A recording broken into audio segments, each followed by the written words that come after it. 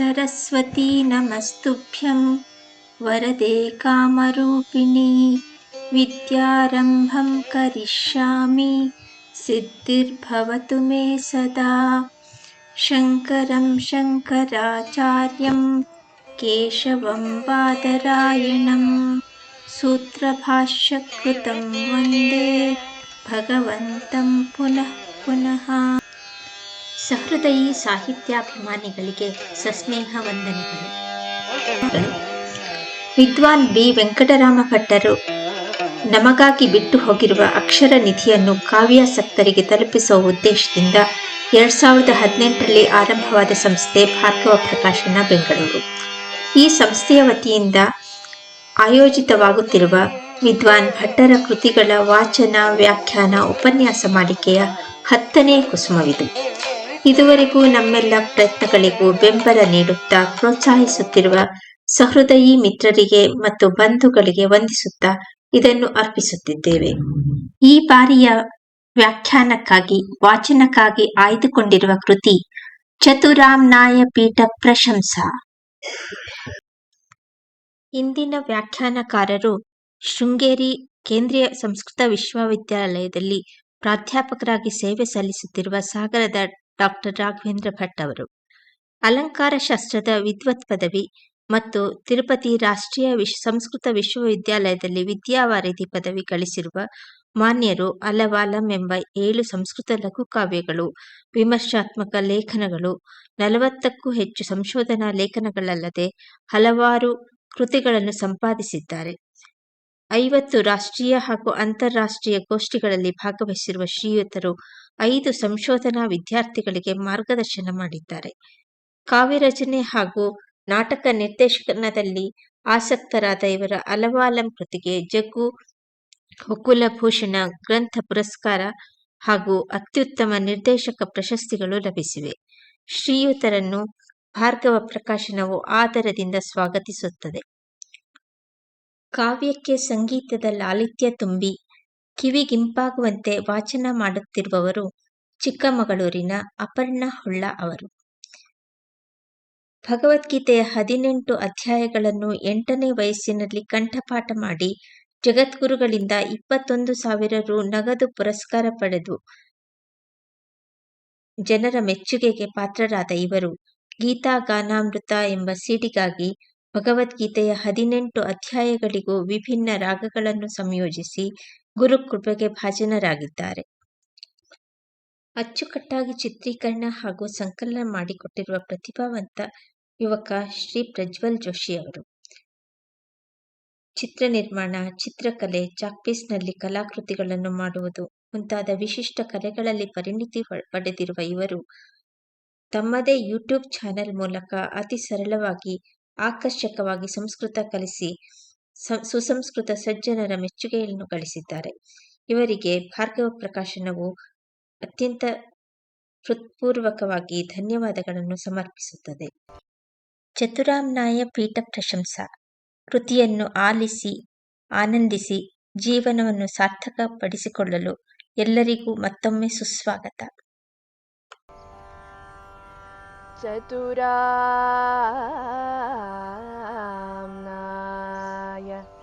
ಪೀಠ ಪ್ರಶಂಸಾ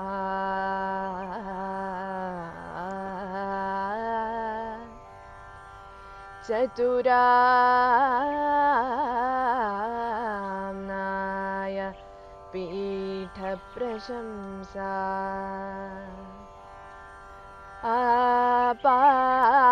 ಆಪಾದಮೌಲಿ ವಿಲಸತ್ ಸುಷಮಾವತಾರಾ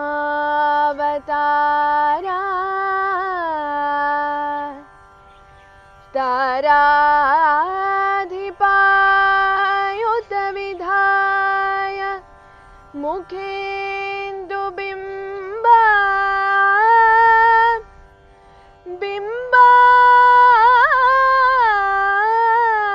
ಬಿಂಬಾಧರಾರ್ಪಿತ ಸುಧಾಫಲ ಪರ್ಣರಾಗ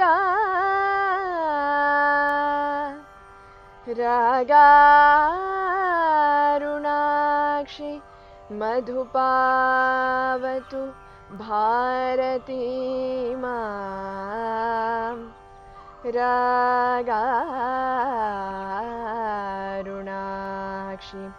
मधुपावतु भारती माम्। हयाटा ख्वाट सिंहाटा जाटगोटा सशक्तयः खाटपाट सरोजाटा वारणाटा अवन्तुनः शारदा शारदाम्भोजवदना वदनाम्बुजे सर्वदा सर्वदास्माकं सन्निधिं क्रियात्। सदाशिवसमारम्भां शङ्कराचार्यमध्यमाम् अस्मदाचार्यपर्यन्तां वन्दे गुरुपरम्परां। ಶ್ರೀಗುರುಭ್ಯೋ ನಮಃ. ಚತುರಾಮ್ನಾಯ ಪೀಠ ಪ್ರಶಂಸಾ ಎಂಬ ಕಾವ್ಯದ ಮಂಗಲಾಚರಣೆಯನ್ನು ಅಪರ್ಣ ಹೊಳ್ರು ಮಾಡಿದರು. ವರಕವಿ ಅನೇಕ ಕಾವ್ಯಗಳ ರಚನಾಕಾರರಾದ ವಿದ್ವಾನ್ ವೆಂಕಟರಾಮ್ ಭಟ್ರ ಕೃತಿ ಇದು. ಚತುರಾಮ್ನಾಯ ಪೀಠ ಪ್ರಶಂಸಾ. ಶಂಕರ ಭಗವತ್ಪಾದರು ಭಾರತ ವರ್ಷದಲ್ಲಿ 4 ದಿಕ್ಕುಗಳಲ್ಲಿಯೂ ಪ್ರತಿಷ್ಠಾಪನೆ ಮಾಡಿದಂತಹ 4 ಆಮ್ನಾಯ ಪೀಠಗಳ ಪ್ರಶಂಸೆ ಈ ಕಾವ್ಯದಲ್ಲಿ ಇರುವಂಥದ್ದು. ಸುಂದರವಾದ ವರ್ಣನೆ ಶಾರದೆಯ ಸ್ತುತಿಯೊಂದಿಗೆ ಪ್ರಾರಂಭವಾಗುತ್ತೆ. ಶಾರದಾ ಪರಮೇಶ್ವರಿ ಆಪಾದ ಮೌಲಿ ವಿಲಸತ್ ಸುಷಮಾವತಾರ ಹೇಗಿದ್ದಾಳೆ ಅನ್ನುವುದನ್ನು ವರಕವಿ ಹೀಗೆ ಪ್ರಾರಂಭಿಸ್ತಾರೆ ಪರಮೇಶ್ವರಿಯ ವರ್ಣನೆಯನ್ನು. ಸೃಷ್ಟಿಯ ಪರಮ ಶೋಭೆಯೇ ಒಂದರ್ಥದಲ್ಲಿ ಏಕರೂಪವಾಗಿ ಮೈದಳೆದಂತೆ ಶಾರದಾ ಪರಮೇಶ್ವರಿ ಕಂಗೊಳಿಸ್ತಾ ಇದ್ದಾಳೆ. ಸುಷಮಾವತಾರ, ಸೃಷ್ಟಿಯ ಪರಮ ಶೋಭೆ ಶಾರದಾ ಪರಮೇಶ್ವರಿಯಾಗಿ ಅವತರಿಸಿದ್ದಾಳೆ. ಅಂತಹ ಸುಶೋಭಿತಳಾದ ಆಪಾದ ಮೌಲಿಪರ್ಯಂತ ಪರಮ ಶೋಭೆಯನ್ನೇ ಮೈದಳೆದು ನಿಂತಹ ಶಾರದಾ ಪರಮೇಶ್ವರಿ ನಮ್ಮೆಲ್ಲರನ್ನ ರಕ್ಷಣೆ ಮಾಡಲಿ. ಬಿಂಬಾಧರಾರ್ಪಿತ ಸುಧಾಫಲ ಪರ್ಣರಾಗೆಯಾಗಿ, ಬಿಂಬಾಧರೋಷ್ಠೆಯಾಗಿ ಕಂಗೊಳಿಸ್ತಾ ಇರುವಂತಹ ಶಾರದಾಂಬೆ ನಮ್ಮನ್ನು ರಕ್ಷಣೆ ಮಾಡಲಿ. ಶಾರದಾಂಬೆಯ ಸ್ತುತಿಯನ್ನು ಕವಿವರರು ಇಲ್ಲಿ ಮಾಡಿದ್ದನ್ನು ನಾವು ಗಮನಿಸುವಾಗ ನಮಗೆ ಶಂಕರ ಭಗವತ್ಪಾದರ ಸುವಕ್ಷೋಜ ಕುಂಭಾಂ ಸುಧಾಪೂರ್ಣ ಕುಂಭಾಂ ಶಾರದಾ ಭುಜಂಗ ಪ್ರಯಾತ ಸ್ಮರಣೆಗೆ ಬರುತ್ತೆ. ಭವಾಂಭೋಜ ನೇತ್ರಾಜ ಸಂಪೂಜ್ಯಮಾನಾಂ ಎನ್ನುವಲ್ಲಿ ಲಸನ್ ಮಂದಹಾಸ ಪ್ರಭಾವಕ್ತ್ರ ಚಿಹ್ನಾಂ ಅಂತ ಆಚಾರ್ಯರು ಶಂಕರ ಭಗವತ್ಪಾದರು ಶಾರದಾಂಬೆಯನ್ನು ಸ್ತುತಿಸ್ತಾರೆ. ಶಾರದಾಂಬೆ ತನ್ನ ಮುಖ ಕಮಲದಿಂದ ಭಾಸಮಾನಳಾಗಿದ್ದಾಳೆ. ಬಿಂಬಾಧರಾರ್ಪಿತ ಸುಧಾಫಲ ಪರ್ಣರಾಗ ಅನ್ನುವುದನ್ನು ಸದಾಸ್ಯೇಂದು ಬಿಂಬಾಂ ಸದಾನೋಷ್ಠಬಿಂಬಾಂ ಅಂತ ಆಚಾರ್ಯರು ಸ್ತುತಿಸಿದ ರೀತಿಯಲ್ಲಿ ಸುಂದರವಾದ ಪದಗಳ ಸಂಯೋಜನೆ ಮೂಲಕ ವೆಂಕಟರಾಮ್ ಭಟ್ರು ಸ್ತುತಿಸಿದ್ದನ್ನು ನಾವು ಇಲ್ಲಿ ಗಮನಿಸಬಹುದು. ಇಂತಹ ಸಕಲ ಚರಾಚರ ಜಗತ್ತಿಗೆ ಸನ್ಮಂಗಲವನ್ನು ಉಂಟು ಮಾಡುವಂತಹ ಶಾರದಾಂಬೆ, ಮಲ್ಲಿನಾಥ ಹೇಳಿದಂತೆ ಶಾರದಾಂಬೋಜವದನೆಯಾಗಿ ಕಂಗೊಳಿಸುತ್ತಿರುವಂತಹ ಈ ಶಾರದಾಂಬೆ ಎಲ್ಲರ ನಾಲಿಗೆಯಲ್ಲಿ ನರ್ತಿಸುವವಳಾಗಿ, ಎಲ್ಲರಿಗೂ ಜ್ಞಾನವನ್ನು ನೀಡುವವಳಾಗಿ, ಮಧುಪಾ ಅವತು ಅಲ್ಲಿ ಜ್ಞಾನವನ್ನು ದಯಪಾಲಿಸುವವಳಾಗಿ ಎಲ್ಲರನ್ನೂ ರಕ್ಷಿಸಲಿ, ಕರುಣಿಸಲಿ. ವೆಂಕಟರಾಮ್ ಭಟ್ರು ವಿಶಿಷ್ಟವಾದ ಕವಿತ್ವದೊಂದಿಗೆ ಪ್ರಸಿದ್ಧರಾದಂಥವರು. ಅವರ ಕಾವ್ಯಗಳಲ್ಲೆಲ್ಲ ದೇವತ್ವ, ಅಧ್ಯಾತ್ಮ, ಧರ್ಮ, ಪುರುಷಾರ್ಥ, ಸಂಸ್ಕೃತಿ, ರಾಷ್ಟ್ರಪ್ರೇಮ ಇದು ಅಭಿವ್ಯಕ್ತವಾಗ್ತಾ ಹೋಗುತ್ತೆ. ಸುಮಾರು 300ಕ್ಕೂ ಹೆಚ್ಚು ಕಾವ್ಯಗಳನ್ನು ಬರೆದ ನಮ್ಮ ಈ ತಲೆಮಾರಿನ ಪ್ರತಿಷ್ಠಿತ ಕವಿ ನಮ್ಮ ನಾಡಿನಲ್ಲಿ ಆಗಿ ಹೋದದ್ದು ನಮ್ಮೆಲ್ಲರ ಒಂದು ಗೌರವಕ್ಕೆ, ಗರ್ವಕ್ಕೆ ಕಾರಣರಾದಂತಹ ವಿಶಿಷ್ಟ ವ್ಯಕ್ತಿತ್ವ. ಭಾಮಿನಿಯಲ್ಲಿ ಈ ಕವಿಗಳಿಗೆ ಅಪಾರವಾದ ಪ್ರೀತಿ. ಭಾಮಿನಿ ಷಟ್ಪದಿ ಕನ್ನಡ ಛಂದಸ್ಸು, ಅದನ್ನು ಸಂಸ್ಕೃತಕ್ಕೆ ಒಗ್ಗಿಸಿ ಅನೇಕ ಸಂಸ್ಕೃತ ಕಾವ್ಯಗಳನ್ನು ರಚನೆ ಮಾಡಿದ್ದಾರೆ. ಕನ್ನಡದ ಕಾವ್ಯಗಳನ್ನು ಸಂಸ್ಕೃತಕ್ಕೆ ಅನುವಾದಿಸಿದ್ದಾರೆ. ಸಂಸ್ಕೃತ ತಾಯಿಯ ಶಾರದಾಂಬೆಯ ವಾಗ್ದೇವತೆಯ ಸೇವೆ ಇವರ ಜೀವಿತದ ದೀರ್ಘ ಕಾಲವನ್ನು ಆವರಿಸಿದ್ದನ್ನು ನೋಡಿದರೆ ಮುಂದಿನ ತಲೆಮಾರಿನ ಕವಿಗಳಿಗೆ ಕವಿತ್ವವನ್ನು ಪಡೆಯಬೇಕು ಎಂಬುವರಿಗೆ ಒಂದು ಪ್ರೇರಣೆಯಾಗಿ ನಿಲ್ಲತ್ತೆ ಈ ವರಕವಿಯ ವ್ಯಕ್ತಿತ್ವ ಮತ್ತು ಕರ್ತೃತ್ವ ಶಕ್ತಿ. ಅಂತಹ ಕವಿಗಳು ಆರ್ಯ ಛಂದಸ್ಸಿನಲ್ಲಿ ಮತ್ತೆ ವಸಂತ ತಿಲಕ ವೃತ್ತದಲ್ಲಿ ವಿಶೇಷವಾದ ಆಸ್ಥೆಯನ್ನ ಹೊಂದಿದ್ದನ್ನು ನಾವು ಗಮನಿಸಬಹುದು. ಪ್ರಕೃತ ಚತುರಾಮ್ನಾಯ ಪೀಠ ಪ್ರಶಂಸೆಯಲ್ಲಿಯೂ ಆಪಾದ ಮೌಲಿ ವಿಲಸತ್ ಸುಷಮಾವತಾರ ಅಂತ ಉಕ್ತ ವಸಂತ ತಿಲಕ ತಭಜಾಜ ಗೌಗಃ. ವಸಂತ ತಿಲಕದಲ್ಲಿ ಈ ಶಾರದಾಂಬೆಯ ಸ್ತುತಿಯನ್ನ ಮಾಡಿದ್ದಾರೆ. ಇಂತಹ ಸ್ತುತಿಯನ್ನ ಅಪರ್ಣ ಹೊಳ್ರು ಸುಂದರವಾಗಿ ಗಾಯನ ಮಾಡಿದರು. ಶಾರದಾಂಬೆಯ ಸ್ತುತಿಯ ಬಳಿಕ ಆಮ್ನಾಯ ಪೀಠದ ಪ್ರಶಂಸೆಯನ್ನ ಪ್ರಾರಂಭ ಮಾಡ್ತಾರೆ. ರಾಗ ದರ್ಬಾರಿ ಕಾನಡ. ಪೂರ್ವಾಮ್ನಾಯಃ ಗೋವರ್ಧನ ಇತಿ ಪೂರ್ವಪಯೋ ನಿಧಿ ತೀರೆ ಶಕ್ತಿ ವಿಶಾಲ ನಾಮ್ನಾ ದೇವಿ ಜಯತಿ ಯತ್ರ ಸದಾ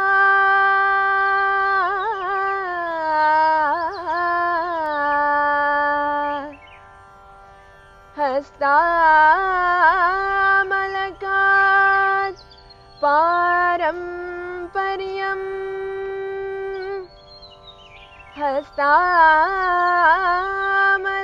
ಹಸ್ತಾಮಲಕಾತ್ ಪಾರಂಪರ್ಯಂ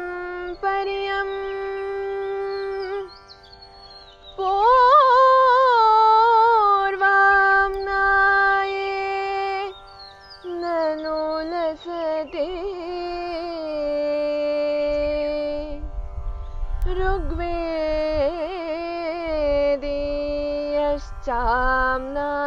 ಋಗ್ವೇದೀಯಶ್ಚಾಮ್ನಾಯಸ್ಸತು ಪಾರಂಪರ್ಯಂ ಪಾಲಯತಿ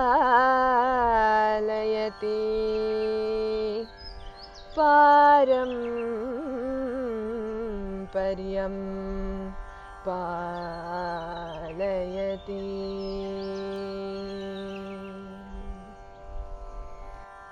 ಚತುರಾಮ್ನಾಯ ಪೀಠಗಳು ಶಂಕರ ಭಗವತ್ಪಾದರು ಭಾರತದ 4 ದಿಕ್ಕುಗಳಲ್ಲಿ ಪೂರ್ವ, ದಕ್ಷಿಣ, ಪಶ್ಚಿಮ, ಉತ್ತರ ಈ 4 ದಿಕ್ಕುಗಳಲ್ಲಿ ಸ್ಥಾಪನೆ ಮಾಡಿದಂತಹ ಪೀಠಗಳು. ಆಮ್ನಾಯ ಅನ್ನುವುದಕ್ಕೆ ವೇದ ಅಂತ ಅರ್ಥ. ಋಗ್ವೇದ, ಯಜುರ್ವೇದ, ಸಾಮವೇದ, ಅಥರ್ವವೇದ ಅಂತ ಅನಂತ ವೇದ ರಾಶಿಯನ್ನ, ವಾಂಗ್ಮಯವನ್ನ ಭಗವಾನ್ ವ್ಯಾಸರು ವಿಭಾಗ ಮಾಡಿದರು. ಈ ಒಂದೊಂದು ವಿಭಾಗಕ್ಕೆ ಕ್ರಮವಾಗಿ ಋಗ್ವೇದಾದಿ ನಾಮಕರಣವೂ ಆಯಿತು. ವೇದಗಳು ಅಪೌರುಷೇಯವಾದಂತಹ ಜ್ಞಾನ ನಿಧಿಗಳು. ಇವು ಸದಾಕಾಲ ಲೋಕಕ್ಕೆ ಉಪದೇಶವನ್ನು ಮಾಡುವಂತಹವುಗಳು. ವೇದೋಪದೇಶ ಪುರುಷಾರ್ಥ ಚತುಷ್ಟಯಗಳನ್ನು, ಧರ್ಮ, ಅರ್ಥ, ಕಾಮ, ಮೋಕ್ಷಗಳನ್ನು ಉಪದೇಶ ಮಾಡುವಂತಹ ವೇದಗಳನ್ನು ನಾವು ಪರಮ ಪ್ರಮಾಣ ಅಂತ ಭಾರತೀಯ ದರ್ಶನದಲ್ಲಿ ಆಸ್ತಿಕ್ಯ ಬುದ್ಧಿಯನ್ನು ಹೊಂದಿದಂಥವರ ಶ್ರದ್ಧೆ ಅದು. ಅಂತಹ ಶ್ರದ್ಧಾ ಕೇಂದ್ರವಾದ ಪರಮ ಪವಿತ್ರವಾದ ವೇದವನ್ನೇ ಪರಮ ಪ್ರಮಾಣವೆಂದೆನಿಸಿದಂತಹ ವೇದವನ್ನೇ ಮೂಲಾಧಾರವಾಗಿ ಇಟ್ಟುಕೊಂಡು ಭಗವತ್ಪಾದರು ಸ್ಥಾಪನೆ ಮಾಡಿದಂತಹ ಮುಖ್ಯ ಪೀಠಗಳು ಈ 4. ಪೂರ್ವ ದಿಕ್ಕಿನಲ್ಲಿ ಗೋವರ್ಧನ ಪೀಠ, ದಕ್ಷಿಣ ದಿಕ್ಕಿನಲ್ಲಿ ಶಾರದಾ ಪೀಠ, ಪಶ್ಚಿಮ ದಿಕ್ಕಿನಲ್ಲಿ ದ್ವಾರಕಾ ಪೀಠ, ಉತ್ತರ ದಿಕ್ಕಿನಲ್ಲಿ ಬದರಿ ಪೀಠ. ಹೀಗೆ ಈ 4 ಪೀಠಗಳ ಸ್ಥಾಪನೆಯನ್ನು ಭಗವತ್ಪಾದರು ಮಾಡಿದರು ಅನ್ನುವಂತಹ ಉಲ್ಲೇಖವನ್ನು ಪ್ರಾರಂಭದಲ್ಲಿ ಈ ಚತುರಾಮ್ನಾಯ ಪೀಠ ಪ್ರಶಂಸಾ ಕಾವ್ಯದ ಪ್ರಾರಂಭದಲ್ಲಿ ಗೋವರ್ಧನ ಪೀಠದ ಪ್ರಶಂಸೆಯೊಂದಿಗೆ ವರಕವಿಗಳು ಪ್ರಾರಂಭ ಮಾಡಿದ್ದಾರೆ. ಶಂಕರ ಭಗವತ್ಪಾದರಿಗೆ ಪೀಠವನ್ನು ಸ್ಥಾಪನೆ ಮಾಡುವಂತಹ ಸನ್ನಿವೇಶದ ಬಗ್ಗೆ ಸ್ವಲ್ಪ ಹಿನ್ನೆಲೆಯನ್ನು ನಾವು ಗಮನಿಸಬೇಕಾಗ್ತದೆ. ಭಗವಾನ್ ಶಂಕರ ಭಗವತ್ಪಾದರ ರೂಪದಲ್ಲಿ ಕಾಲಟಿ ಕ್ಷೇತ್ರದಲ್ಲಿ, ಕೇರಳ ಪ್ರದೇಶದ ಕಾಲಟಿ ಕ್ಷೇತ್ರದಲ್ಲಿ ಆವಿರ್ಭವಿಸಿದ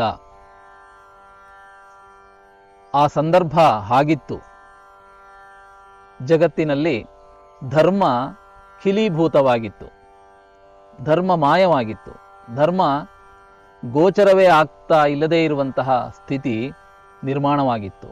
ಕಲಿಯ ಪ್ರಭಾವದಿಂದ ಅವೈದಿಕತೆ, ಅಧಾರ್ಮಿಕತೆ, ಡಾಂಭಿಕತೆ, ಸ್ವಾರ್ಥಪರತೆ, ಪರಸ್ಪರ ತಾವು ನಂಬಿದ್ದೇ ಸತ್ಯ, ತಾವು ನಂಬಿದ್ದೇ ಶ್ರದ್ಧೆ ಎನ್ನುವ ನಂಬಿಕೆಯೊಂದಿಗೆ ಕಲಹ, ಈ ರೀತಿಯಲ್ಲಿ ಜನರು ಮಾರ್ಗಚ್ಯುತರಾಗಿದ್ದರು, ಮಾರ್ಗಭ್ರಷ್ಟರಾಗಿದ್ದರು. ಜನರ ಈ ಅಜ್ಞಾನವನ್ನು ಹೋಗಲಾಡಿಸಬೇಕು, ಜನರಿಗೆ ಜ್ಞಾನಸುಧೆಯನ್ನು ಉಣಬಡಿಸಬೇಕು, ಸತ್ಯದ ಪರಮಾರ್ಥದ ಅರಿವನ್ನು ಮೂಡಿಸಬೇಕು.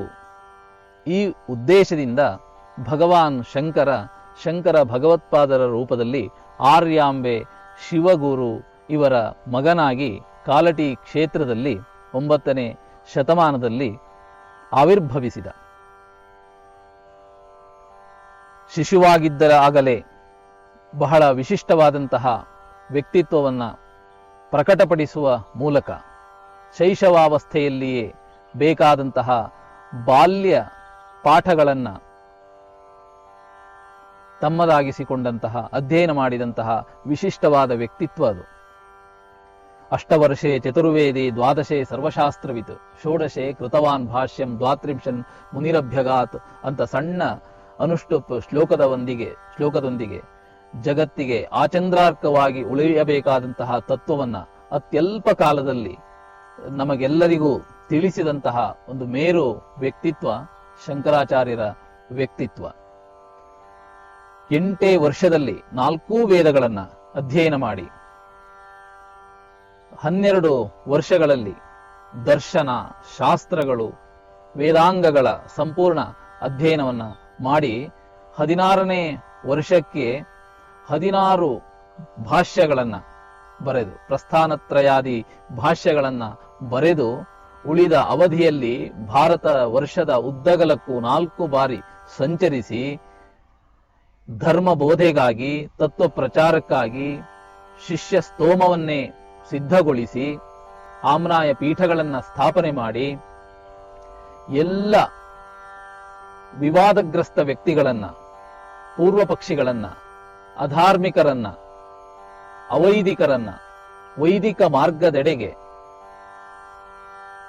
ತೆಗೆದುಕೊಂಡು ಹೋಗುವ ಮೂಲಕ, ಅವರಿಗೆ ತತ್ವಬೋಧೆಯನ್ನ ಮಾಡುವ ಮೂಲಕ ಆಚಾರ್ಯರ ಕೊಡುಗೆ ಅನ್ನುವಂಥದ್ದು ಅತಿ ವಿಶಿಷ್ಟವಾದಂತಹದ್ದು, ಅನುಪಮವಾದದ್ದು. ಶಂಕರ ಭಗವತ್ಪಾದರ ಈ ಮಹೋಪಕಾರವನ್ನ ಜಗತ್ತು ಎಂದೂ ಸ್ಮರಿಸಬೇಕಾದಂತಹದ್ದು.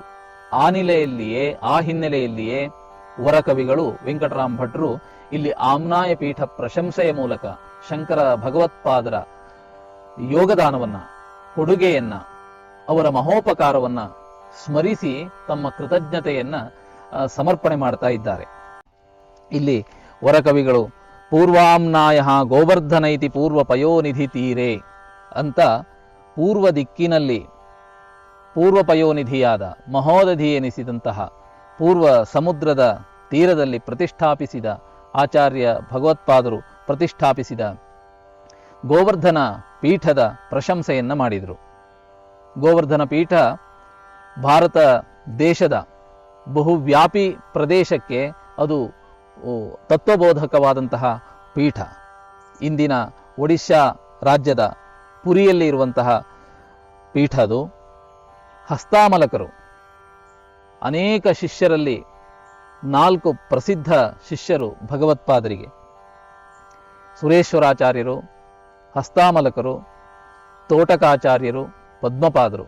ಇವರಲ್ಲಿ ಹಸ್ತಾಮಲಕಾಚಾರ್ಯರನ್ನು ಈ ಪೀಠಕ್ಕೆ ಅಧಿಕಾರಿಯನ್ನಾಗಿ ಮಾಡುವ ಮೂಲಕ ಪುರಿಯ ಗೋವರ್ಧನ ಪೀಠದ ಆ ಭಾಗದಲ್ಲಿರುವಂತಹ ಬಿಹಾರ, ಛತ್ತೀಸ್ಗಢ, ಪಶ್ಚಿಮ ಬಂಗಾಳ, ಜಾರ್ಖಂಡ್, ಈಶಾನ್ಯ ರಾಜ್ಯಗಳು, ಇಂದಿನ ಭೂತಾನ್, ಬಂಗಾಳ, ನೇಪಾಳ ಮೊದಲಾದ ಈ ಭೂಖಂಡದ ವಿಸ್ತೃತ ಪ್ರದೇಶವನ್ನು ಮನಸ್ಸಿನಲ್ಲಿ ಇಟ್ಟುಕೊಂಡು ಶಂಕರ ಭಗವತ್ಪಾದರು ಈ ಪೀಠವನ್ನು ಸ್ಥಾಪನೆ ಮಾಡಿದರು.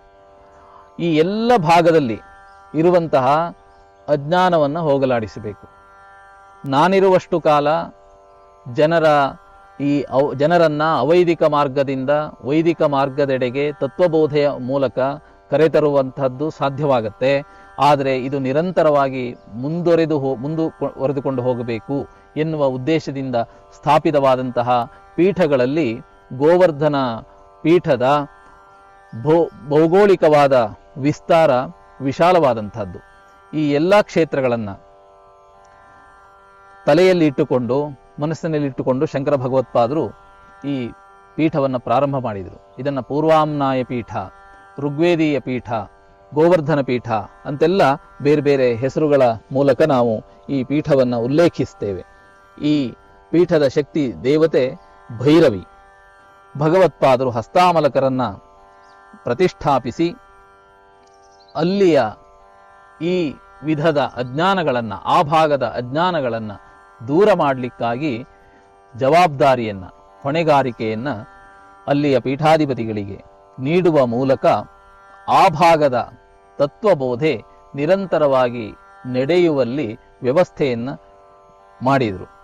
ಅಂತಹ ಭಗವತ್ಪಾದರ ವಿಶಿಷ್ಟವಾದಂತಹ ಕರ್ತವ್ಯವನ್ನು ಸ್ಮರಣೆ ಮಾಡುವ ಮೂಲಕ ಇಲ್ಲಿ ಕವಿಗಳು ಪೂರ್ವಾಮ್ನಾಯ ಪೀಠದ ಸ್ತುತಿಯನ್ನು ಮಾಡಿದ್ದಾರೆ. ಹಾಗೇ ಮುಂದುವರಿಯುತ್ತಾ ದಕ್ಷಿಣಾಮ್ನಾಯ ಶೃಂಗೇರಿ ಶಾರದಾ ಪೀಠ ಪ್ರಶಂಸೆಯನ್ನು ಕವಿಗಳು ಹೇಗೆ ಮಾಡಿದ್ದಾರೆ ಅನ್ನೋದನ್ನು ನೋಡೋಣ. ರಾಗ ಅಭೋಗಿ. ತುಂಗಾ ತೀರೆ ಯಜುರಾನಾಯಃ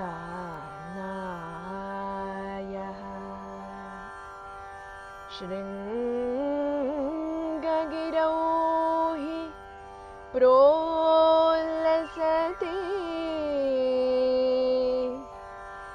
ಯೋಗಿ ಸುರೇಶಾತ್ ಪಾರಂಪರ್ಯಂ ಜಯತಿ ಧರ್ಮಪಥೇ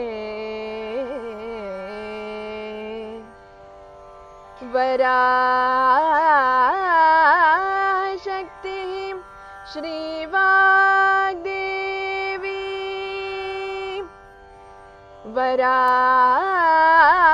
ವರಾಶಕ್ತಿ ಶ್ರೀವಾಗ್ದೇವಿ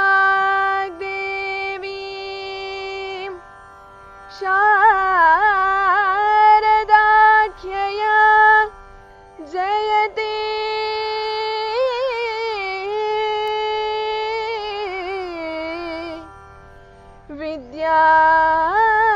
ವಿದ್ಯಾಜ್ಞಾನ ಸುಖಾನಿ ಚ ದದತಿ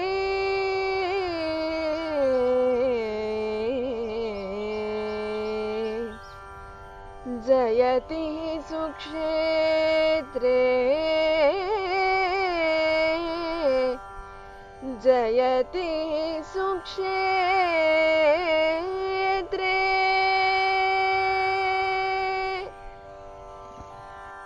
ತುಂಗಾತೀರೆ ಯಜುರಾಮ್ನಾಯ, ದಕ್ಷಿಣಾಮ್ನಾಯ ಶೃಂಗೇರಿ ಶಾರದಾ ಪೀಠ. 4 ಪೀಠಗಳಲ್ಲಿ ಮುಖ್ಯವಾದ ಪೀಠ ಶಾರದಾ ಪೀಠ. ಯಜುರಾಮ್ನಾಯ ಪೀಠ ಎಂದು ಪ್ರಸಿದ್ಧಿಯನ್ನು ಪಡೆದಂತಹದ್ದು. ತುಂಗಾ ನದಿ ತೀರದಲ್ಲಿ ಶೋಭಿಸುವಂತಹ ಭಾರತದ ದಕ್ಷಿಣ ದಿಗ್ಭಾಗದಲ್ಲಿ ಇರುವಂತಹ ಪೀಠ ಇದು. ಆದ್ದರಿಂದಲೇ ಇದಕ್ಕೆ ದಕ್ಷಿಣಾಮ್ನಾಯ ಪೀಠ ಅಂತ ಕರೀತಾರೆ. ಶೃಂಗೇರಿ ಹೆಸರನ್ನ ಕೇಳಿದ ತಕ್ಷಣದಲ್ಲಿಯೇ ಆಸ್ತಿಕನಿಗೆ ಒಂದು ವಿಲಕ್ಷಣವಾದ ಭಾವ ಉಂಟಾಗುತ್ತೆ, ಒಂದು ರೋಮಾಂಚನ ಉಂಟಾಗುತ್ತೆ. ಪರಮ ಪಾವನೆಯಾದ ತುಂಗೆ, ಗಂಗೆಯೇ ತುಂಗೆಯಾಗಿ ಹರಿಯುವ ಸ್ಥಳವಿದು. ಶಂಕರ ಭಗವತ್ಪಾದರು ಭಾರತದಲ್ಲಿ ಸಂಚರಿಸುತ್ತಿರುವಂತಹ ಕಾಲದಲ್ಲಿ ಆಮ್ನಾಯ ಪೀಠದ ಸ್ಥಾಪನೆಗೆ ಆಯ್ಕೆ ಮಾಡಿಕೊಂಡಂತಹ ಪರಮ ಪವಿತ್ರವಾದ ಸ್ಥಳ. ಸಂಚರಿಸುವ ಸಂದರ್ಭ ಆಚಾರ್ಯರು ಈ ಕ್ಷೇತ್ರದಲ್ಲಿ ನಡೆಯುತ್ತಿರುವಾಗ, ಈ ಕ್ಷೇತ್ರಕ್ಕೆ ಬಂದಾಗ ಒಂದು ವಿಲಕ್ಷಣವಾದ ಅನುಭವವನ್ನು ಪಡೆಯುತ್ತಾರೆ. ಇಲ್ಲಿಯ ಜೀವರಾಶಿಗಳು ಸ್ವಭಾವ ವೈರಿಗಳಿಗೂ ಕೂಡ ಪರಸ್ಪರ ಮಿತ್ರರಾಗಿ ಸಂಚರಿಸುವುದನ್ನು, ಜೀವಿಸುವುದನ್ನು ಗಮನಿಸ್ತಾರೆ. ಮುಂಗುಸಿ, ಹಾವುಗಳು ಒಂದಾಗಿ ಜೀವಿಸುವಂಥದ್ದು, ಮೃಗಗಳು, ಜಿಂಕೆ ಮತ್ತು ಹುಲಿಗಳು ಒಂದಾಗಿ ಹುಲ್ಲನ್ನು ಮೇಯುವಂಥದ್ದು. ಇಂತಹ ಸಾತ್ವಿಕ ಮತ್ತು ರಾಜಸ, ಸಾತ್ವಿಕ ಮತ್ತು ತಾಮಸ, ಈ ರೀತಿಯ ಹಿಂಸ್ರ ಮತ್ತು ಅತ್ಯಂತ ಮೃದು ಸ್ವಭಾವದ ಪ್ರಾಣಿಗಳು ಬಹಳ ಅನ್ಯೋನ್ಯತೆಯಿಂದ ಬದುಕಿ ಬಾಳುವ ಈ ನೆಲವನ್ನು ಕಂಡಾಗ ಭಗವತ್ಪಾದರಿಗೆ ಆಶ್ಚರ್ಯವಾಗತ್ತೆ. ಇದು ಸಿದ್ಧಕ್ಷೇತ್ರ ಅನ್ನುವುದು ಗಮನಕ್ಕೆ ಬರುತ್ತೆ. ಶೃಂಗೇರಿ, ಶೃಂಗಗಿರಿ, ಋಷ್ಯಶೃಂಗಗಿರಿ. ಋಷ್ಯಶೃಂಗರು ಮಹಾಮಹಿಮರು ತಪಸ್ಸನ್ನು ಮಾಡಿದಂತಹ ದಿವ್ಯ ಕ್ಷೇತ್ರ. ವಿಭಾಂಡಕ ಮಹರ್ಷಿಗಳ ತಪಸ್ಸಿನಿಂದ ಪೂತವಾದಂತಹ, ಪವಿತ್ರಿತವಾದಂತಹ ಈ ದಿವ್ಯ ಕ್ಷೇತ್ರ ಆ ದಿನದಲ್ಲಿ ಆಚಾರ್ಯ ಭಗವತ್ಪಾದರು ಕಾಣುವಂತಹ ಭೌತಿಕ ಪರಿಸ್ಥಿತಿಯಿಂದಲೇ ಇದರ ದಿವ್ಯತೆಯನ್ನು ಮನಗಾಣುವ ಮೂಲಕ ಇಲ್ಲಿ ಆಮ್ನಾಯ ಪೀಠವನ್ನು ಸ್ಥಾಪನೆ ಮಾಡುವ ಸಂಕಲ್ಪವನ್ನು ಮಾಡ್ತಾರೆ. ವಿಭಾಂಡಕ ಮಹರ್ಷಿಗಳ ಚರಿತ್ರೆ ವಿಶಿಷ್ಟವಾದಂಥದ್ದು. ತಮ್ಮ ತಪಸ್ಸಿನಿಂದಲೇ ಜಗತ್ತಿಗೆ ಕಲ್ಯಾಣವನ್ನು ಉಂಟು ಮಾಡಿದಂತಹ ಮಹರ್ಷಿಗಳು. ಅವರ ಪುತ್ರ ಋಷ್ಯಶೃಂಗ. ಋಷ್ಯಶೃಂಗನ ತಪೋ ಮಹಿಮೆಯ ಬಗ್ಗೆ ರಾಮಾಯಣದಲ್ಲಿ ಉಲ್ಲೇಖ ಬರುತ್ತೆ, ಇನ್ನು ಇತರ ಕಾವ್ಯಗಳಲ್ಲಿ ಉಲ್ಲೇಖ ಬರುತ್ತೆ. ಋಷ್ಯಶೃಂಗ ಮಹರ್ಷಿ ಹೋದಲ್ಲಿ ವೃಷ್ಟಿ ಧಾರಾಕಾರವಾಗಿ ಬರುತ್ತೆ ಅನ್ನುವಂತಹ ಈ ಒಂದು ನಂಬಿಕೆ ಆ ಕಾಲದಿಂದ ಇಂದು ಅವ್ಯಾಹತವಾಗಿ ಜನಮಾನಸದಲ್ಲಿ ಉಳಿದಿದೆ, ಪ್ರತ್ಯಕ್ಷ ಸಿದ್ಧವಾದಂತಹದ್ದು. ಅಂತಹ ಮಹಾಮಹಿಮ ತಪಸ್ವಿಗಳ ತಪೋಭೂಮಿ ಶೃಂಗೇರಿ. ಪವಿತ್ರವಾದ ಶೃಂಗೇರಿಯಲ್ಲಿ ಭಗವತ್ಪಾದರು ಯಜುರಾಮ್ನಾಯ ಪೀಠವನ್ನು ಸ್ಥಾಪನೆ ಮಾಡ್ತಾರೆ. ಈ ಸಹ್ಯವನದ ಮಧ್ಯದಲ್ಲಿ, ತಪ್ಪಲು ಪ್ರದೇಶದಲ್ಲಿ ತುಂಗೆ, ಭದ್ರೆ ಒಟ್ಟಾಗಿ ಉದ್ಭವಿಸಿ ಪ್ರವಹಿಸುತ್ತಾ ಇರುವಂತಹ ಒಂದು ರಮಣೀಯತೆ ಈ ಸಹ್ಯವನದ ಸೌಂದರ್ಯವನ್ನ ನೂರ್ಮಡಿಗೊಳಿಸಿದೆ. ಪರಮ ಪಾವನೆಯಾದಂತಹ ಗಂಗೆಯೇ ಗಂಗಾ ಮೂಲದಲ್ಲಿ ಉದ್ಭವಿಸಿ ತುಂಗೆ ಎನ್ನುವಂತಹ ಅಭಿಧಾನದಿಂದ, ಹೆಸರಿನಿಂದ ಈ ಪ್ರದೇಶವನ್ನ ಹಸಿರುಗೊಳಿಸಿದ್ದಾಳೆ, ದಿವ್ಯಗೊಳಿಸಿದ್ದಾಳೆ, ಭವ್ಯಗೊಳಿಸಿದ್ದಾಳೆ. ತುಂಗೆಯ ಈ ತೀರದಲ್ಲಿಯೇ ಕಂಗೊಳಿಸುತ್ತಿರುವಂತಹ ಪೀಠ ಶಾರದಾ ಪೀಠ. ಸಹ್ಯವನ, ತುಂಗೆಯ ತೀರ, ಶಾರದಾಂಬೆಯ ಸನ್ನಿಧಿ. ಆಚಾರ್ಯ ಶಂಕರ ಭಗವತ್ಪಾದರಿಂದ ಪ್ರಾರಂಭವಾದ ಯಜುರಾಮ್ನಾಯ ಪೀಠ ಪರಂಪರೆ, ಯತಿವರೇಣ್ಯರ ದಿವ್ಯ ತಪಸ್ಸು ಈ ಎಲ್ಲವೂ ಮೇಳೈಸಿ ಸ್ವರ್ಗವೇ ಭೂಮಿಗೆ ಇಳಿದಂತೆ ಕಾಣುವಂತಹ ದಿವ್ಯ ಕ್ಷೇತ್ರ ಶೃಂಗೇರಿ. ಇಲ್ಲಿ ವಿಶೇಷತೆಯನ್ನು ಇನ್ನೂ ಗಮನಿಸ್ತಾ ಹೋಗಬಹುದು ನಾವು. ಭಾರತದಲ್ಲಿ ಪ್ರಾಚೀನ ನಗರಿ ಕಾಶಿ, ಕಾಶಿಗೆ ಸಮಾನವಾದ ನಗರಿ ಇನ್ನೊಂದಿಲ್ಲ. ಅದು ಎಲ್ಲ ವಿಭಾಗದಲ್ಲಿಯೂ ತನ್ನ ಉತ್ಕರ್ಷವನ್ನು ಕಂಡಂತಹ ದಿವ್ಯ ಕ್ಷೇತ್ರ. ಸಾಕ್ಷಾತ್ ಶಂಕರನೇ ವಿಶ್ವನಾಥನಾಗಿ ನೆಲೆ ನಿಂತಹ ಕ್ಷೇತ್ರ ಅಂತ ಪ್ರಸಿದ್ಧಿಯನ್ನು ಪಡೆದಿದೆ. 33 ಕೋಟಿ ದೇವತೆಗಳು ಆಕಾರವೆತ್ತು ಭುವಿಯಲ್ಲಿ ನೆಲೆ ನಿಂತು ಜನರಿಗೆ ಅನುಗ್ರಹವನ್ನು ನೀಡುತ್ತಿರುವಂತಹ ಆ ಒಂದು ದಿವ್ಯತೆಯನ್ನು ಕಾಶಿಯಲ್ಲಿ ಆಸ್ತಿಕ್ಯ ಬುದ್ಧಿಯುಳ್ಳ ಪ್ರತಿಯೊಬ್ಬನೂ ಕೂಡ ಗಮನಿಸ್ತಾನೆ, ಅನುಭವಿಸ್ತಾನೆ, ರೋಮಾಂಚಿತನಾಗ್ತಾನೆ. ಅಂತಹ ದಿವ್ಯಕ್ಷೇತ್ರ ಕಾಶಿ. ಒಂದರ್ಥದಲ್ಲಿ ಕಾಶಿಯ ಸಾಮ್ಯವನ್ನು ಶೃಂಗೇರಿಯಲ್ಲಿ ನೋಡಬಹುದು. ಪ್ರತಿ ಪದ, ಪ್ರತಿ ಹೆಜ್ಜೆಗೆ ಒಂದೊಂದು ಮಂದಿರಗಳು.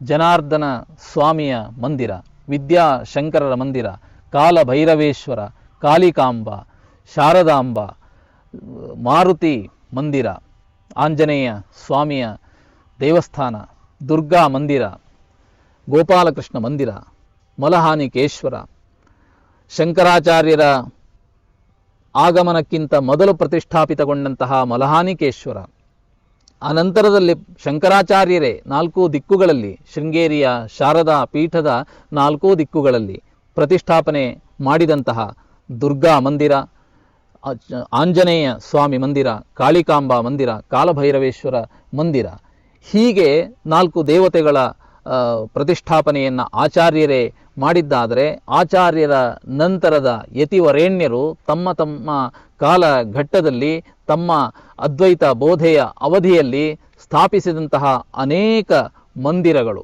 ಇದನ್ನು ಗಮನಿಸುವಾಗ ಎಲ್ಲ ದೇವತೆಗಳು ಸ್ವರ್ಗದಿಂದ ಇಳಿದು ಇಲ್ಲಿ ನೆಲೆ ನಿಂತಂತೆ ಭಾಸವಾಗುತ್ತೆ.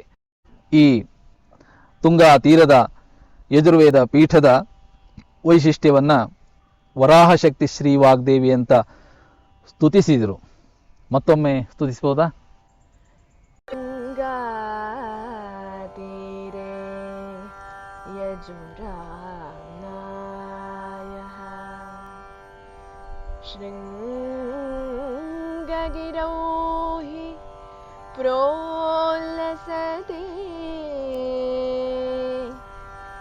ಯೋಗಿ ಸುರೇಶಾತ್ ಪಾರಂಪರ್ಯಂ ಜಯತಿ ಧರ್ಮಪಥೆ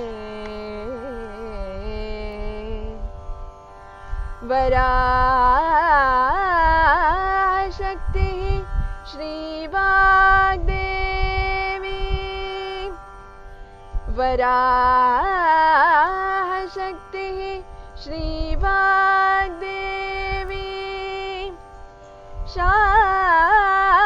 ಶಾರದಾಖ್ಯಯ ಜಯತಿ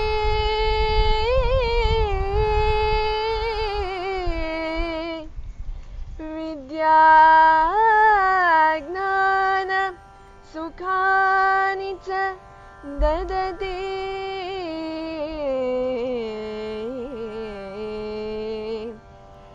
ಜಯತಿ ಸುಕ್ಷೇತ್ರೇ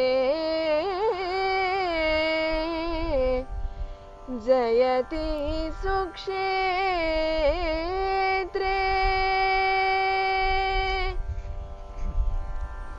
ಸುಂದರವಾಗಿ ಹಾಡಿದಿರಿ ಅಪರ್ಣ ಅವರೇ. ವಿದ್ಯೆಯನ್ನು ನೀಡುವ ದೇವತೆ, ವಿದ್ಯಾಧಿದೇವತೆ ಶಾರದಾಂಬೆ, ಆ ಪರಮೇಶ್ವರಿ ಶೃಂಗೇರಿಯಲ್ಲಿ ನೆಲೆ ನಿಂತಿದ್ದಾಳೆ. ಶಾರದಾಂಬೆಯನ್ನು ಇಲ್ಲಿ ವೆಂಕಟರಾಮ ಭಟ್ರು ವರಾಹಶಕ್ತಿ ಶ್ರೀ ವಾಗ್ದೇವಿ ಶಾರದಾಖ್ಯೆಯ ಜಯತಿ ವಿದ್ಯಾ ಜ್ಞಾನ ಸುಖಾನಿ ಚ ದದತಿ ಜಯತಿ ಸುಕ್ಷೇತ್ರೇ ಅಂತ ಸ್ತುತಿಸಿದ್ದಾರೆ. ರಾಗ ಹಿಂದೋಳ. ಪಶ್ಚಿಮ ದಿಶಿ ವರಸಾಮಾಮ್ನಾಯಃ ಗೋಮತ್ಯಾಃ ತೀರೇ पश्चिमदिशि वरसामाम्नायः गोमत्याः तीरे विलसति पीठं श्रुत्यामहितम्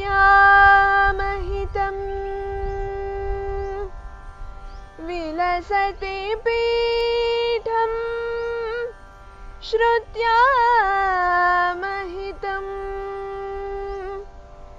पद्मपादकं वरपीठम्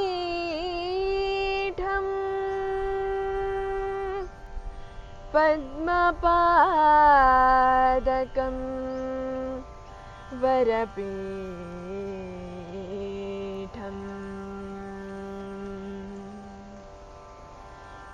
ಭಾರತದ ಪಶ್ಚಿಮ ದಿಕ್ಕಿನಲ್ಲಿ ಶಂಕರ ಭಗವತ್ಪಾದರು ಆಮ್ನಾಯ ಪೀಠವನ್ನು ಸ್ಥಾಪನೆ ಮಾಡಿದರು. ಇದು ಪಶ್ಚಿಮಾಮ್ನಾಯ ಪೀಠ ಅಂತ ಪ್ರಸಿದ್ಧವಾಗಿದೆ.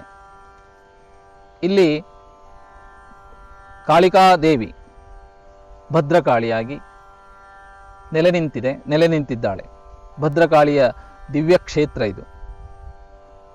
ಪದ್ಮಪಾದರಿಂದ ಮುಂದುವರೆದಂತಹ ಈ ಸಾಮಾಮ್ನಾಯ ಪೀಠ ಪರಂಪರೆಯಲ್ಲಿ ಬಂದಂತಹ ಎಲ್ಲ ಯತಿವರೇಣ್ಯರು ಅದ್ವೈತ ತತ್ವವನ್ನು ಪ್ರಚಾರ ಮಾಡುತ್ತಾ ಭಗವತ್ಪಾದರ ಸಂಕಲ್ಪವನ್ನು ಸಾರ್ಥಕಗೊಳಿಸ್ತಾ ಇರುವಂತಹ ದಿವ್ಯಪೀಠ, ದ್ವಾರಕಾಪೀಠ. ಇದಕ್ಕೆ ಕಾಳಿಕಾಪೀಠ ಅಂತಲೂ ಹೆಸರಿದೆ. ಗೋಮತಿ ತೀರ್ಥ ಈ ಕ್ಷೇತ್ರದ ವಿಶೇಷತೆ. ಕವಿಗಳು ಹೀಗೆ ಮುಂದುವರಿಸುತ್ತಾರೆ. ಶಂಕರ ಭಗವತ್ಪಾದರ ಉತ್ತರಾಮ್ನಾಯ ಪೀಠ ಪ್ರಶಂಸೆಯ ಮೂಲಕ ತಮ್ಮ ಕಾವ್ಯವನ್ನು ಹೀಗೆ ಅವರು ನಿರೂಪಿಸ್ತಾ ಇದ್ದಾರೆ. ರಾಗ ಅಭೇರಿ. ಗೋಮತ್ಯಾಖ್ಯಾ ಬದರಿಕಾಶ್ರಮೇ गोमत्याख्या बदरिकाश्रमे धनदाशायां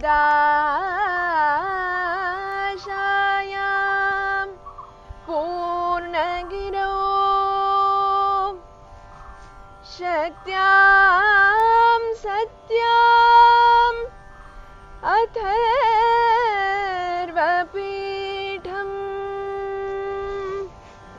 शंकर पारंपर्यम्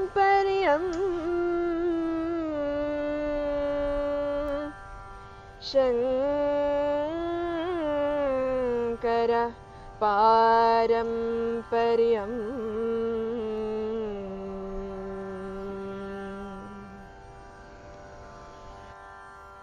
ಶಂಕರಾಚಾರ್ಯರ ಅದ್ವೈತ ವೇದಾಂತದ ಸಾರಬೋಧೆ ಯಾಕೆ ಬೇಕು ಎನ್ನುವ ಪ್ರಶ್ನೆಗೆ ಈ ಆಮ್ನಾಯ ಪೀಠಗಳೇ ಉತ್ತರ.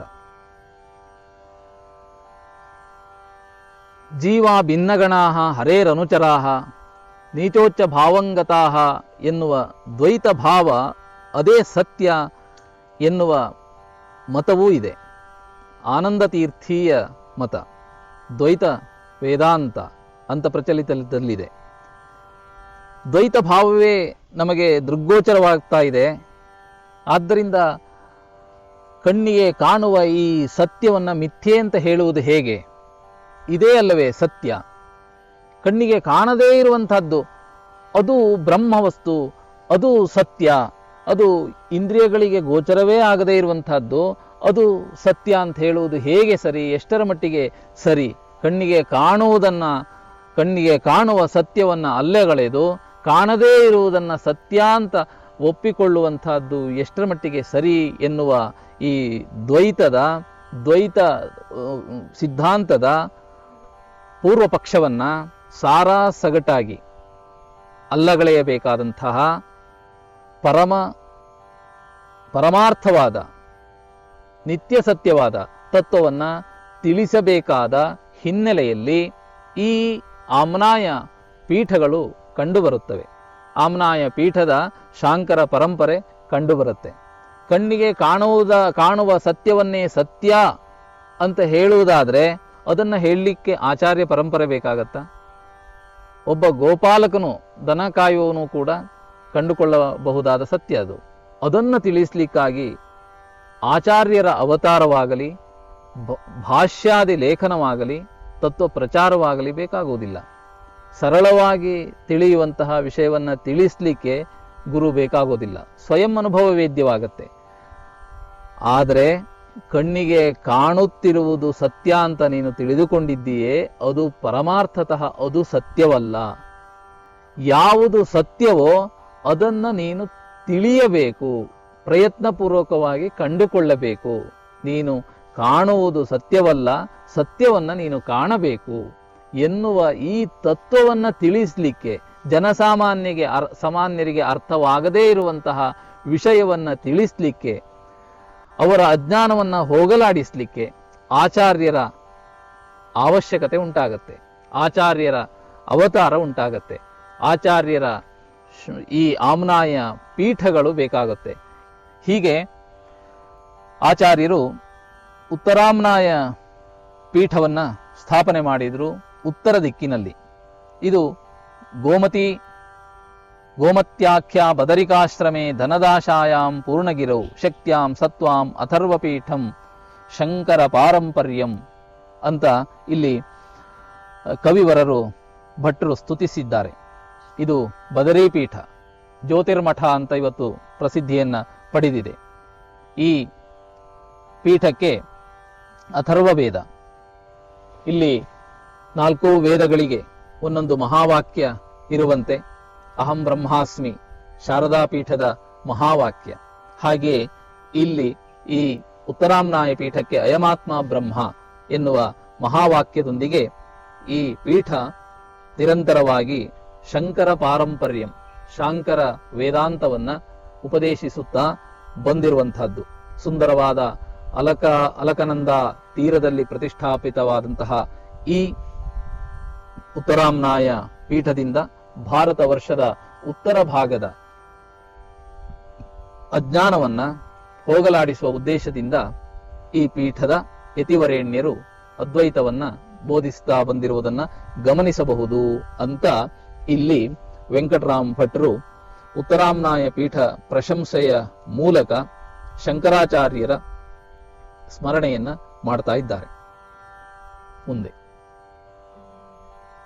ರಾಗ ಮೋಹನ. ಚತುರಾಮ್ನಾಯಃ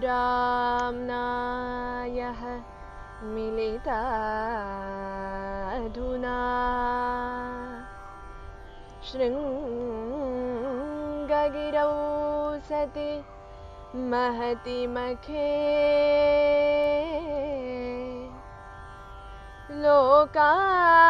ಲೋಕಾಭ್ಯುದಯಂ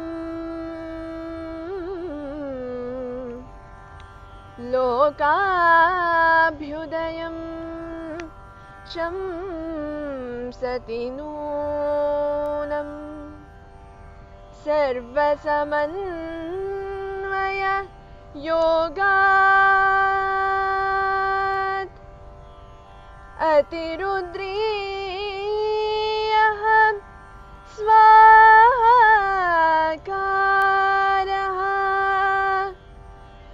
ಅತಿರುದ್ರೀಯಃ ಸ್ವಾಹಾಕಾರಃ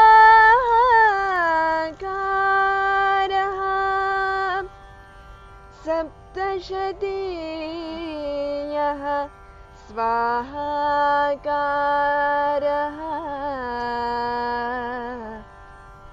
ವೈದಿಕವಾङ्ಮಧು ಕೃತಝೇಂಕಾರಃ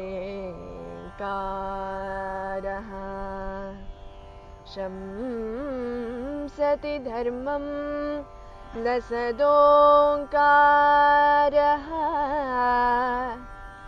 ಶಂಸತಿ ಧರ್ಮಂ ಲಸದೋಂಕಾರಃ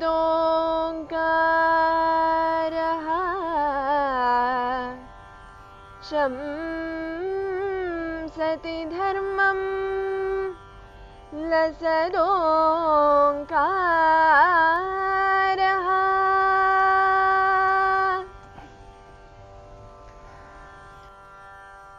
ಕವಿ ವರೇಣ್ಯರಾದ ವೆಂಕಟರಾಮ ಭಟ್ರು ಈ ಚತುರಾಮ್ನಾಯ ಪೀಠ ಪ್ರಶಂಸಾ ಎನ್ನುವ ಕಾವ್ಯವನ್ನು ಬರೆದ ಸಂದರ್ಭವನ್ನು ಇಲ್ಲಿ ನೆನಪಿಸಿಕೊಳ್ತಾ ಇದ್ದಾರೆ. 1985 ಇಸ್ವಿ ಶೃಂಗೇರಿ ಶಾರದಾ ಪೀಠದಲ್ಲಿ ಒಂದು ವಿಶೇಷವಾದಂತಹ ಉತ್ಸವದ ಸಂದರ್ಭ ಅದು. ಇಲ್ಲಿ ಅತಿರುದ್ರ ಮಹಾಯಾಗ, ಸಪ್ತಶತಿ ಪಾರಾಯಣ, ಚಂಡಿಕಾ ಹವನ ಮೊದಲಾದ ವೈದಿಕ ಕಾರ್ಯಗಳ ಒಂದು ಸಂದರ್ಭ ಅದು. ಆ ಸಂದರ್ಭದಲ್ಲಿ ತಾನು ಚತುರಾಮ್ನಾಯ ಪೀಠ ಪ್ರಶಂಸೆಯನ್ನು ಮಾಡಿದೆ ಅಂತ ಉಲ್ಲೇಖಿಸಿದ್ದಾರೆ. ಇಲ್ಲಿ ಚತುರಾಮ್ನಾಯಾ ಮಿಲಿತಾ ಅಧುನಾ ಅಂತ 4 ವೇದಗಳು ಶೃಂಗೇರಿಯಲ್ಲಿ ಮೇಳೈಸಿವೆ.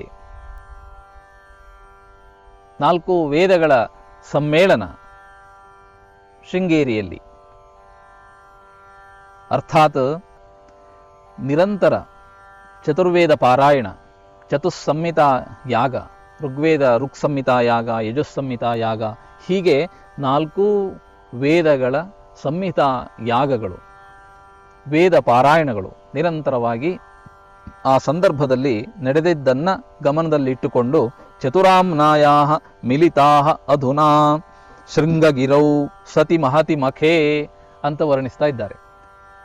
ಮಹಾ ಯಾಗ ನಡೆಯುವ ಸಂದರ್ಭದಲ್ಲಿ ಲೋಕಾಭ್ಯುದಯವನ್ನು ಗಮನದಲ್ಲಿಟ್ಟುಕೊಂಡು ಲೋಕ ಕಲ್ಯಾಣಕ್ಕಾಗಿ ಸಂಕಲ್ಪಿಸಿ ಇಲ್ಲಿ ಯತಿವರೇಣ್ಯರು ಅತಿರುದ್ರಯಾಗ, ಅತಿರುದ್ರೀಯ ಸ್ವಾಹಾಕಾರ, ಸಪ್ತಶತೀಯ ಸ್ವಾಹಾಕಾರ, ಅತಿರುದ್ರ ಮಹಾಯಾಗ, ಚಂಡಿಕಾ ಮಹಾಯಾಗ, ಹೀಗೆ ವೈದಿಕರು, ಸಮಸ್ತ ವೈದಿಕರು ಸೇರಿ ವಾಂಗ್ಮಧುಕೃತ ಝೇಂಕಾರ, ಈ ವೇದ ವಾಂಗ್ಮಯದ ಝೇಂಕಾರವನ್ನೇ ಉಂಟು ಮಾಡುತ್ತಿದ್ದಾರೆ. ಇದೆಲ್ಲವೂ ಶಂಸತಿ ಧರ್ಮಂ ಲಸದೋಂಕಾರ, ಧರ್ಮವನ್ನೇ ಸೂಚಿಸುತ್ತಿದೆ, ಧರ್ಮವನ್ನೇ ಪ್ರಚುರಪಡಿಸುತ್ತಿದೆ, ಧರ್ಮಮಯ ವಾತಾವರಣವನ್ನೇ ಇಲ್ಲಿ ವ್ಯಾಪಿಸುವಂತೆ ಮಾಡುತ್ತಿದೆ ಅಂತ 4 ಆಮ್ನಾಯ ಪೀಠಗಳನ್ನು ಪ್ರಶಂಸೆ ಮಾಡಿ ಮತ್ತೆ ಶೃಂಗೇರಿ ಪೀಠಕ್ಕೆ ಬರ್ತಾರೆ ವೆಂಕಟರಾಮ ಭಟ್ರು. ಬರುವ ಉದ್ದೇಶವೂ ಇಷ್ಟೇ. ವೆಂಕಟರಾಮ ಭಟ್ರಿಗೆ ಶೃಂಗೇರಿ ಪೀಠದ ಮೇಲೆ ಅಪಾರವಾದ ಗೌರವ, ವಿಶೇಷವಾದ ಆಸ್ಥೆ, ಈ ಗುರು ಪರಂಪರೆಯ ಮೇಲೆ ಅದ್ವಿತೀಯವಾದಂತಹ ಶ್ರದ್ಧೆ. ಆ ಶ್ರದ್ಧೆ ಆಸ್ಥೆಯ ಕಾರಣದಿಂದಾಗಿ ಮತ್ತೆ ಚತುರಾಮ್ನಾಯ ಪೀಠದ ಸ್ತುತಿಯ ಬಳಿಕ ಶೃಂಗೇರಿ ಪೀಠವನ್ನೇ ಸ್ಮರಿಸಿಕೊಳ್ತಾ ಆ ಸಂದರ್ಭವನ್ನು, ವಿಶೇಷವಾಗಿ ಸಂದರ್ಭವನ್ನು, ಈ ಕಾವ್ಯ ರಚನೆಯ ಸಂದರ್ಭವನ್ನು ಇಲ್ಲಿ ಉಲ್ಲೇಖಿಸಿದ್ದಾರೆ. ರಾಗ ಮಧ್ಯಮಾವತಿ. ಅಭಿನವ ವಿದ್ಯಾತೀರ್ಥಂ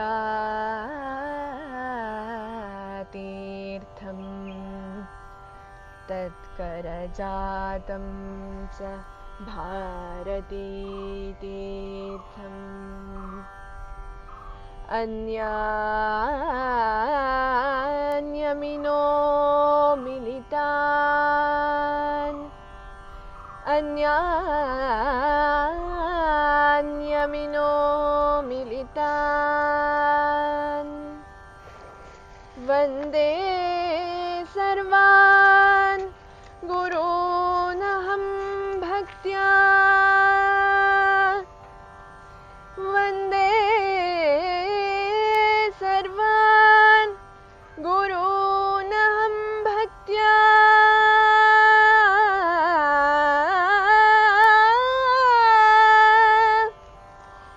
ಇತಿ ನಿವೇದಯಿತಾ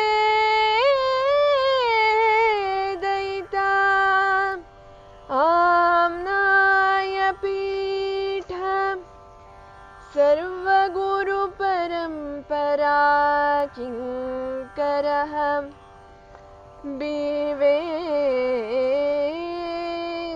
ವೆಂಕಟರಾಮ ಭಟ್ಟಃ ಸರ್ವಗುರು ಪರಂಪರಾ ಕಿಂಕರಃ ವೆಂಕಟರಾಮ ಭಟ್ಟಃ सर्वगुरुपरम्परा किङ्करः वेङ्कटरामभट्टः।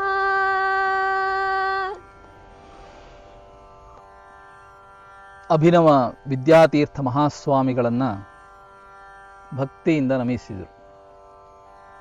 ತತ್ಕಾರ ಕಮಲ ಸಂಜಾತರಾದ ಭಾರತೀ ತೀರ್ಥ ಮಹಾಸ್ವಾಮಿಗಳನ್ನು ವಂದಿಸಿದರು.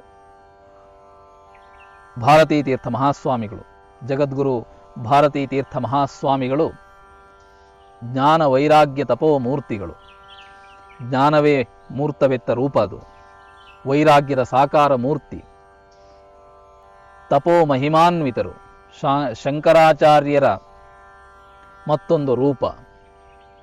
ಅಂತಹ ಎಲ್ಲ ದಿವ್ಯತೆಗೆ ಒಂದು ಆಶ್ರಯ ಭಾರತೀ ತೀರ್ಥ ಮಹಾಸ್ವಾಮಿಗಳು. ಅಭಿನವ ವಿದ್ಯಾತೀರ್ಥರು ಇವರಿಗೆ ಈ ಪೀಠದ ಉತ್ತರಾಧಿಕಾರಿಯಾಗಿ ದೀಕ್ಷೆಯನ್ನು ಕೊಟ್ಟ ಆ ಸಂದರ್ಭದ ಕೆಲವೇ ವರ್ಷಗಳಲ್ಲಿ ನಡೆದ ಯಾಗ ಇದು.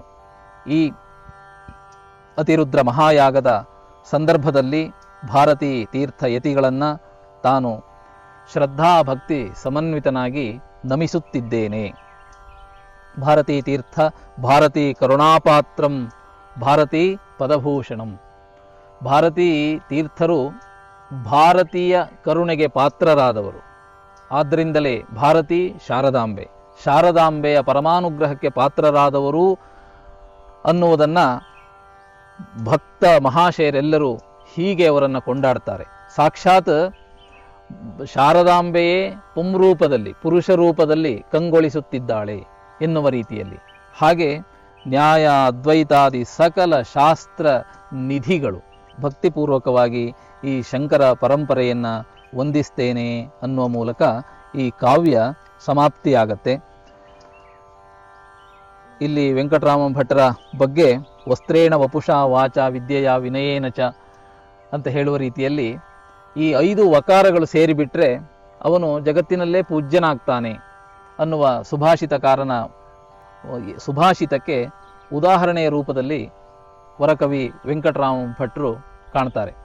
ಸಾರಸ್ವತ ಎನ್ನುವ ಈ ಅವರ ಸ್ಮರಣ ಸಂಚಿಕೆಯಲ್ಲಿ, ಕೃತಿಯಲ್ಲಿ ಅವರ ಶಿಷ್ಯರು, ಅವರ ಆಪ್ತರು ಹಾಗೂ ಅವರನ್ನು ಕಂಡವರು, ವಿದ್ವಾಂಸರು ವೆಂಕಟರಾಮ ಭಟ್ರ ಕರ್ತೃತ್ವ ಮತ್ತು ವ್ಯಕ್ತಿತ್ವದ ಅನಾವರಣವನ್ನು ಗೊಳಿಸಿದ್ದನ್ನು ನಾವು ಗಮನಿಸಿದರೆ ಅವರು ವಸ್ತ್ರೇಣ ವಪುಷ ವಾಚ ವಿದ್ಯೆಯ ವಿನಯೇನ ಚ ಅವರು ಪರಿಪೂರ್ಣರಾಗಿದ್ದಾರೆ. ಆ ಕಾರಣದಿಂದಲೇ ಜಗದ್ವಂದ್ಯರಾಗಿದ್ದಾರೆ. ಇಂತಹ ಕವಿಗಳ ಕಾವ್ಯದ ಪರಿಚಯ ಲೋಕಕ್ಕೆ ಆಗಬೇಕು. ಅದರಿಂದ ಒಂದಷ್ಟು ಜನ ಪ್ರೇರಣೆಯನ್ನು ಪಡೆಯುತ್ತಾರೆ. ಕಾವ್ಯದ ರಚನೆ, ಕಾವ್ಯದಲ್ಲಿ ಇರುವಂತಹ ತತ್ವದ ಒಳ ಹರಿವು, ಅದರ ತಿಳುವಳಿಕೆ ಜನಕ್ಕಾಗತ್ತೆ. ಆ ಉದ್ದೇಶದಿಂದ ಅವರ ಮಗಳಾದಂತಹ ವಸುಮತಿ ರಾಮಚಂದ್ರ ಇವರು ಮಾಡ್ತಿರುವಂತಹ ಈ ಕೆಲಸ ಅತ್ಯಂತ ಶ್ಲಾಘನೀಯ. ಈ ಅವಕಾಶವನ್ನು ನೀಡಿದಂತಹ ವಸುಮತಿ ರಾಮಚಂದ್ರರವರಿಗೆ ಧನ್ಯವಾದವನ್ನು ಹೇಳುವ ಮೂಲಕ ಈ ವಾಚನ ವ್ಯಾಖ್ಯಾನ ಚತುರಾಮ್ನಾಯ ಪೀಠ ಪ್ರಶಂಸಾ ಕಾವ್ಯದ ವಾಚನ ವ್ಯಾಖ್ಯಾನ ಕಾರ್ಯಕ್ರಮಕ್ಕೆ ಮಂಗಲವನ್ನು ಹಾಡ್ತಾ ಇದ್ದೇವೆ. ಜಗದ್ಗುರು ಶ್ರೀಮತ್ ಚಂದ್ರಶೇಖರ ಭಾರತಿಗಳು ರಚಿಸಿರುವಂತಹ ಶ್ರೀ ಶಾರದಾಂಬೆಯ ಒಂದು ಮಂಗಳ. ಮಂಗಲಂ ವರಋಷ್ಯ ಶೃಂಗನಗರವಾಸಿನಿ ಮಂಗಲಂ ಸೂರತ್ನಭೂಷಣಾಲಿಭಾಸಿನಿ ಮಂಗಲಂ ವರಋಷ್ಯ ಶೃಂಗನಗರವಾಸಿನಿ ಮಂಗಲಂ ಸೂರತ್ನಭೂಷಣಾಲಿಭಾಸಿನಿ ದಂತಕಾಂತಿ ನಿರ್ಧುತಾಚ್ಛ ಕುಂದಡಂಬರೇ ಶಾಂತಚಿತ್ತ ಸೇವ್ಯಮಾನ ಪಾದಪಂಕಜೇ ಶಂಕರಾರ್ಯ ರಚಿತ ದಿವ್ಯ ಚಕ್ರಮಧ್ಯಗೆ ಕಿಂಕರಾಯಿತಾಮರೇಂದ್ರ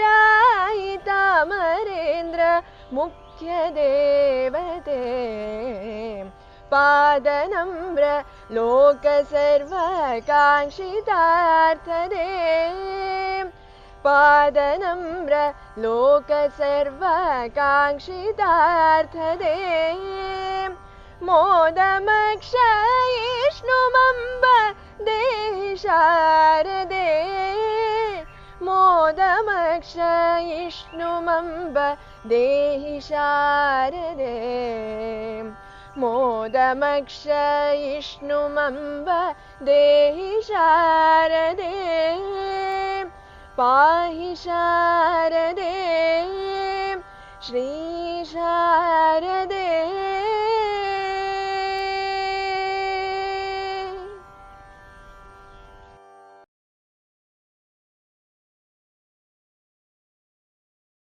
चतुराम्नाय पीठ प्रशंसा राग नाट।